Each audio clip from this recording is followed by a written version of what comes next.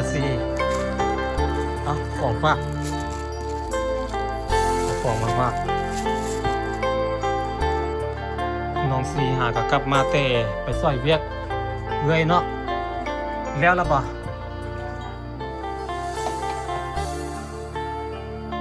ไปจากมือน้องซีไป3 มื้อน้องสาวกับไปน้ำบ่ไปมีคนอยู่นำเนาะน้องสาวลาไปนำพ่อแม่เจ้าได้มาเมื่อใดวันที่20มื้อนี้วันที่เท่าไหร่วะวันที่30โอ้ยังอีกฮะยังอีกโดนอยู่สั่นเราสิมาวันที่20โอ้วันที่20เดือนหน้าเดือนสิมานี่โอ้หลายมืออยู่ยังหลายมือเติบ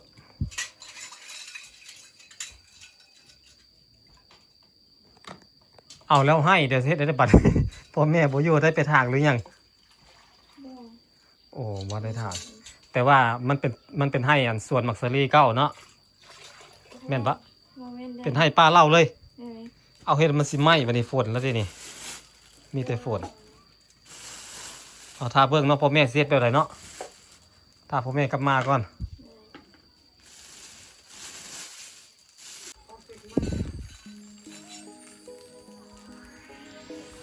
มาเล่นน้ำนองปัดซีในเนื่องนะพี่น้องจังหน่อยบ่เพิ่นสิไปแวะเล่นน้ำนองอาเสงต่อแล้วยังกลับพอดีมื้อนี้บ่มีฝนบ่ตกแล้วก็บ่ได้ไปใส่ก็เลยมาเล่นน้ำนองกินเนาะมื้อนี้มาเด้อทุกคนได้กินตำนี่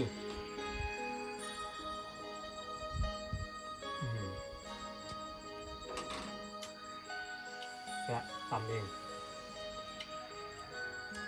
แซ่บเอง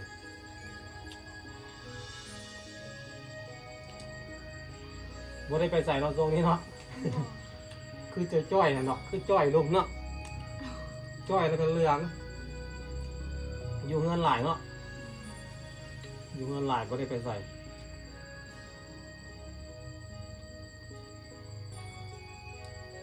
อยู่กันตามลำพังอยู่กันกับน้องพ่อแม่บ่อยู่นำพ่อแม่ไปเฮ็ดเวียก คือบ่เอิญนงเศร้าจะมากินเด้ เจ้าคือบ่กิน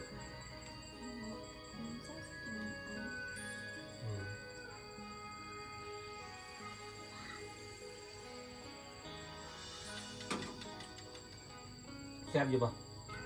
จางหรือเค็มบ่ฮู้เลย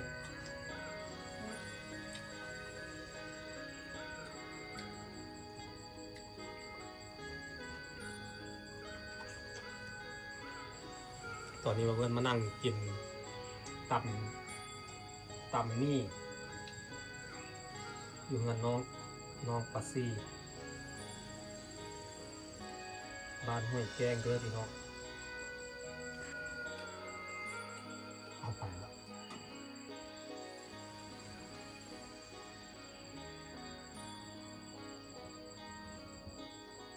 รถคันนี้เดี๋ยวเราเที่ยวไปโรงเรียน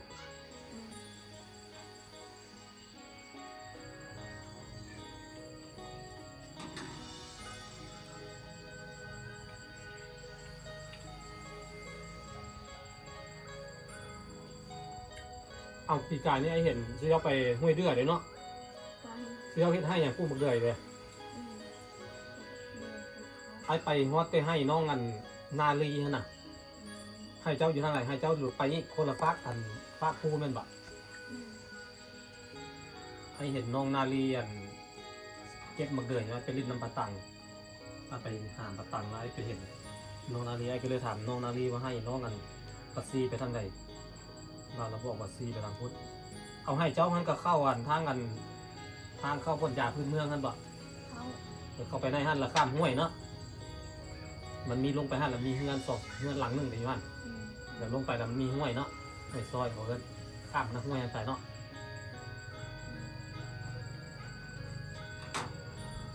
ไอ้ว่าจะไปเล่นน้ำอยู่นะผมหูว่ายุ่งบ่อนใดนะ ปีนี้บ่เห็นแล้วนะปีเนาะ อันนี้ว่าต้องเป็น เห็นหลายบ่ปีกาย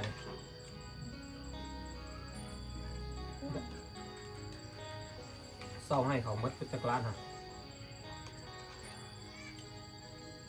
คิดไปนี่ โอ้10 ปลายล้านนี่บ่ได้น้อยเลยเนาะ10 ปลายล้านนี่แพงเติบเลยนี่แสดงว่ากว้างเติบเลยนะดินเนาะ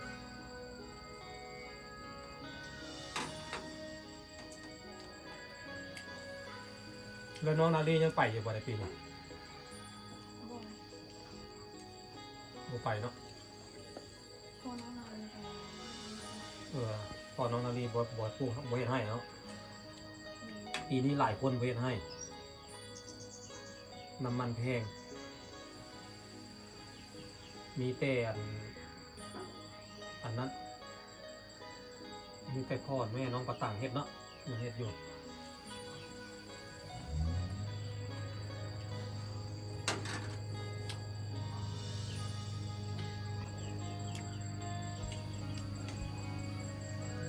ก็ย่ำอย่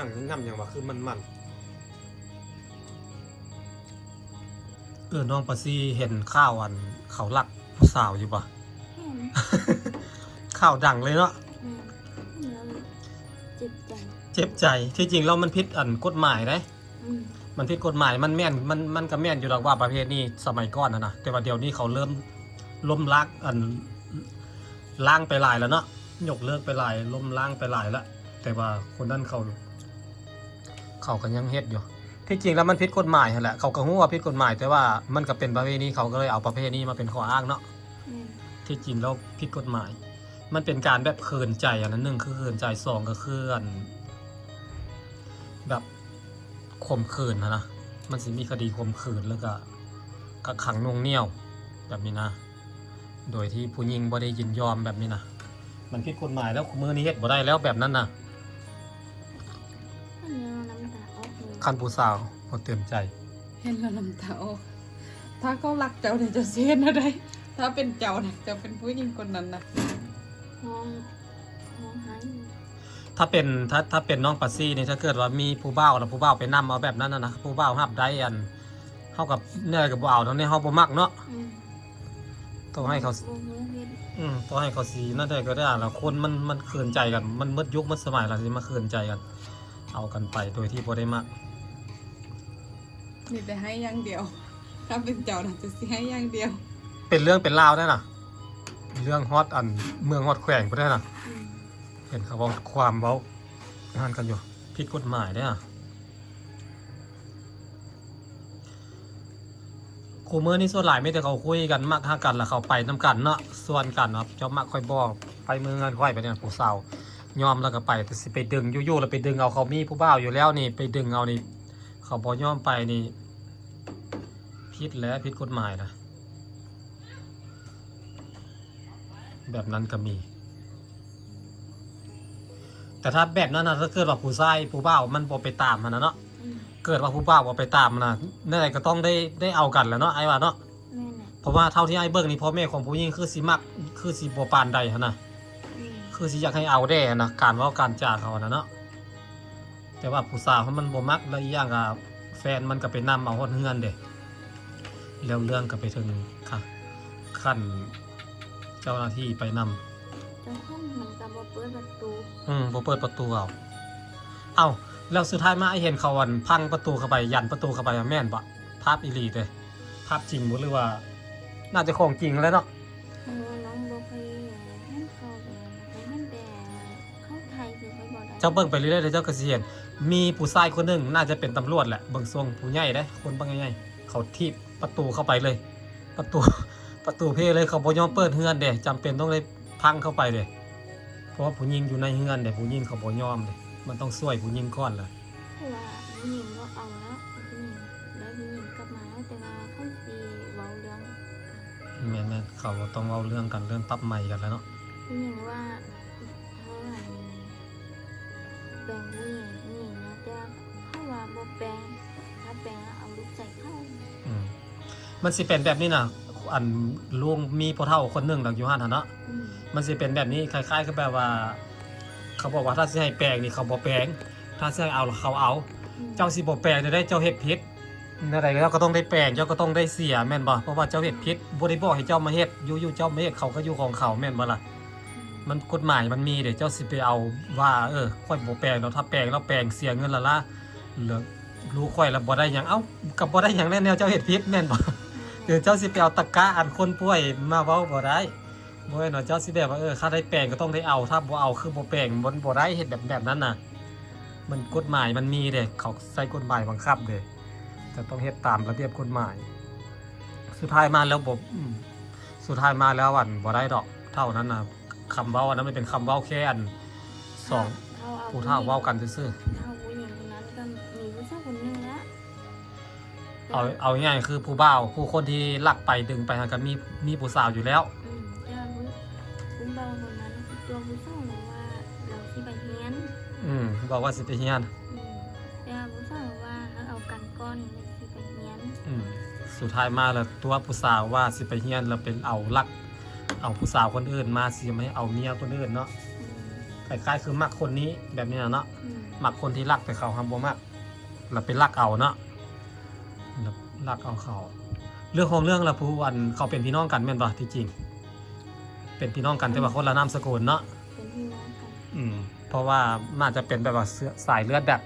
ลูกพี่ลูกน้องกันนะแบบออกเฮือนผู้หญิงผู้ชายไปนี่ออกไปแล้วมันละคนนามสกุลเลยพอออกไปแล้วสิไปเข้านามสกุลทางพ่อแม่นปะก็เลยเป็นคนละนามสกุลเอากันได้ที่จริงแล้วเป็นพี่น้องกันเป็นพี่น้องกันนี่เอากันบ่ดีได้น้องซีได้แบบสายเลือดเดียวกันนะเข้ามาเอากันนะคนละนามสกุลก็จริงเอากันไปแล้วเวลาเจ้าเกิดลูกนะลูกเจ้าสิเป็นพิการเป็นสมองแบบเป็นโรคอันเขาเอิ้นอย่างฟังโรคอย่างก็ที่ว่าเด็กน้อยนะแบบบักเทอท่านะดาวน์ซินโดรมเป็นแบบโบเต็มมันนะเพราะว่ามันยีนมันคือกันนะมักฮักสำหรับกับโบต้องไปเอามันสายเลือดเดียวกันต้องเอาคนอื่นมันเสียดให้ลูกเขามาเป็นพิการ ถ้าเห็นโมว่าเอากันแล้วตอนลูกเข้ากับลูกเขาผิดกันแล้วผิดกันพ่อแม่แล้วบ่ยังเป็นพี่น้องกันแล้วแล้วเข้ามาบ่ต้องเอากัน เรื่องของเรื่องนะครับที่ไอ้ได้ยินข่าวแล้วแม่นันผู้วันฟังผู้ชายท่านตัวให้อันผู้สาวท่านไปส่งกันของกินไปสั่งบางอย่างนี่แหละเนาะแม่นบอกเราไปแล้วเรากลุ่มเอาเขาเลย กลุ่มเอาแล้วเราเอาไก่พอเท่าไม่เท่าเราเอาไก่มาอ้อมหัวเราเข้าดึงเข้าในห้องแล้วมันราคาสายกับผู้ว่ามันอยู่แล้วนะผู้ว่ามันเราได้ยินแล้วมันก็เลยนำไปฮอดเฮือนเอาพี่น้องไปพี่น้องทางผู้สาวไปเป็นเรื่องกันบ่แม่นธรรมดาได้นะเรื่องใหญ่ในระดับประเทศเลย ดังทั่วประเทศเลยไทยก็เห็นดังกว่าไทยพุ่นน่ะคนไทยเขาก็ยังคนมงไทยน่ะเขาก็ยังเอาไปลงคนมงไทยเขาก็ยังไปลงเขาก็ยังกันออกมาเว้าเคยเห็นเขาตัดทวนผู้ใส่ที่ว่าบ่แม่นหรือว่าเป็นหยังเราบ่บอกว่าตัดเราไปเป็นควาย บ่มีปัญญาเนาะอันเฮือนซ่านก็คือว่าหลังบักใหญ่อยู่คือว่ารวยอยู่หาผู้สาวกับบ่มีปัญญาหาผู้สาวคนใดมักเก่าคนนั้นหวาคนบ่มักสิไปคืนใจเฮ็ดหยังอยู่กันไปก็บ่มีความสุขที่จริงแล้วผู้สาวมีอยู่แล้วแต่ว่าตัวผู้สาวว่าสิไปเฮียนอยู่ต่างประเทศบ่สิไปเฮียนแล้วบอกผู้สาวแบบนั้นแล้วอยากบอกเลิกกับบ่กล้าบอกแต่สุดท้ายมาแล้วผู้สาวเพิ่นก็ได้ยินข่าวว่าผู้บ่าวตัวเองไปดึงเอาผู้สาวคนอื่นทั้งห้องทั้งให้เล่าก็ได้ผู้สาวมาว่าตัวเฮียนตัวว่าสิไปเฮียนแผนการแบบอยากเลือกเขาอะไรให้ไปก็เด้อร้านสิมาเล่นน้ำไม้เด้อเอาไว้มีโอกาสหน้าสิให้น้องใส่สุดมงให้เบิ่งก่อนสิมาเป็นตากล้องให้ใส่สุดมงแล้วใส่สุดมงแต่งหน้างามๆน้องจั่วก็มีสุดมงกว่าบ่มีแต่คันมีใส่คู่กับเมื่อยเนาะนุ่งบ่ได้ละ มีแต่ตอนน้อยพุ่นตอนนี้ใส่บ่ได้ละสุดนั้นพ่อแม่มาให้พ่อแม่ซื้อให้ใหม่เนาะจั่วเนาะตาจั่วเนาะบ่มีเงินซื้อว่ะตัวนี้มันแพง เนาะ ซื้อไปแล้วผัดอีกปีหน้ามานุ่งบ่ได้ละ ซื้อให้ปีนี้ ให้ใหญ่ให้สุดใหญ่ก่อนจึงซื้อกระเทือนละเขาบ่ได้มีเงินคือเขาบ่เป็นลูกคนรวยเด้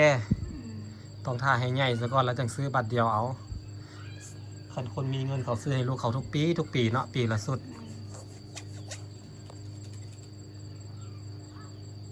หันหน้ามาเบิ่งดูจะเห็นนี่หน้าตาคือกันกับเบื่ออยู่บ่นี่ ดีอยู่ตอนนั้น นี่โอ้คือกันเลย หน้าตาคือกันเลยยิ้มงามคือกันเลยโอเคไอ้ไปก่อนเด้อกลับก่อนแล้วสิมาเล่นน้ำไหมบายบายบายบายแล้วเจอกันไหม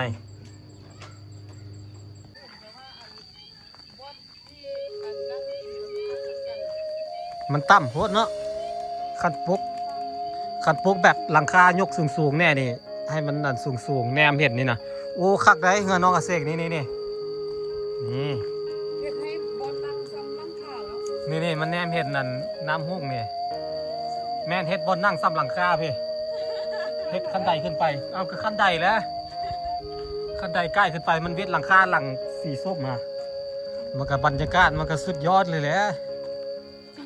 ฉันก็ไปนั่งอยู่ล่างคาเงินเข้าอันนึงกันเลย นี่เลยทางนี้ก็ลมพัดมาเย็นจ้อยๆอยู่ทางนี้ก็แนมไปเห็นนั่นอันนั้นเห็นน้ำหุ้งทางนี้ก็เห็นผู้สาว3 โมง เศร้าหันหลังไงซ้ สบายดีบ่ได้เจอกันโดนเจ้าสบายดีบ่ ใครว่าสบายดีนะ เป็นหยังจังบ่สบายเจ้าเป็นหยังมาเป็นหวัดเป็นไอบ่มีเงินใช้บะ เป็นโรคขาดซับเนาะซับจางเนาะเงียบเนาะเสียงเนาะน้องสาวเจ้ากับบ่อยู่บ่เยี่ยกับบ่อยู่แล้วเงียบแล้วบัดนี้เหลือแต่อาเสียงคนเดียวนาล่ากับบ่อยู่ผู้แทรกผู้สาวหายเมิดเหลือแต่เด็กน้อยรุ่นใหม่เจ้าอาเสียงไปแล้วก็แล้วล่ะเมิดแล้วบัดนี้ ำ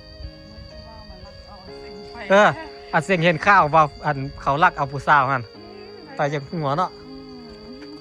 เฮ็ดไปโลๆเลย ตั้งไปคอมเมนต์ทุกคลิปเลย พอต่างคอมเมนต์แบบใด ใจซั่วแต่เนาะ เพิ่นคือสิเงินแห้งเนาะ เอาไปการจะใจเห็นเด้ เขาบ่มากกว่าเป็นลักเอาเขานั่นนั้นเขาแบบนี้นะอาเสียงมันเป็นประเภทนี้ก็จริงแต่ว่าประเภทนี้เขาอยากลบล้างมันแล้วเนาะแล้วเขาบ่อยากเขาบ่อยากใช้กันแล้ว แต่ว่าที่จริงแล้วมันผิดกฎหมายนั่นแหละแต่เขาเอาประเภทนี้มาอ้างหั่นน่ะลักเอาไปลักได้แล้วก็ได้เลยนะแต่ว่ามันบ่แม่นติไปนั้นผู้สาวบ่ยอมเลยย่างกับผู้บ่าวเขาไปนำฮอดเฮือนเด้เป็นเรื่องเป็นราวกันย้อนเนาะบ่ธรรมดาเด้นะ ก็มารับเอาสิ่งที่เห็นเลย ถ้าคนนี้ค่อยมาค่อยกาบันนั้นเลย ต่อให้สีเป็นของ คนบ่มีบ่มาตามมาค่อยกาซิมอยู่กับพ่อแม่ ต่อให้เขาสีได้เฮาก็ตามเนาะอาเสียงเนาะเนี่ยเฮาบ่มักแล้วไทยบ้านสิเว้าใดๆก็ยากแล้วเนาะอาเสียงเนี่ยบ่มักเลยเด้